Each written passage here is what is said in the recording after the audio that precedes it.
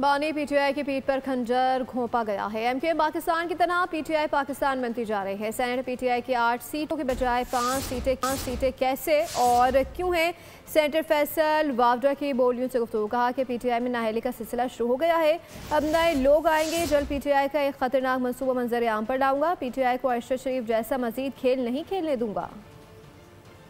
पीढ़ पे खज्जर घोंपा है पीटीआई के नजरियाती लोगों के नाम पे जो नजरियात से चला रहे थे पीटीआई को। उन्होंने पानी की पीढ़ पे भी खज्जर घोंपा, जमहूरियत की भी, मुल्क की भी, इदारों की भी और पार्टी की भी। ये एमक्यूएम पाकिस्तान की तरह एमक्यूएम पीटीआई पाकिस्तान बनने जा रही है, अपने आखिरी मराइल पर है और उसका स्टार्ट बिगिनिंग हो चुकी है। नाअहलियों का सिलसिला शुरू होता चला जाएगा और ये अचानक से इदारों के खिलाफ जो बलवला अटैक शुरू हुआ उसकी वजूहत क्या है, क्या मनसूबा बंदी ये कर रहे हैं खतरनाक किस्म की, जो कि अरशद शरीफ के साथ एकदम हो चुकी है, जो मैं होने नहीं दूंगा, मैं मुल्क से बाहर हूँ, आपके साथ कौम के आगे वो सारे हकाइक भी सामने रख दूंगा।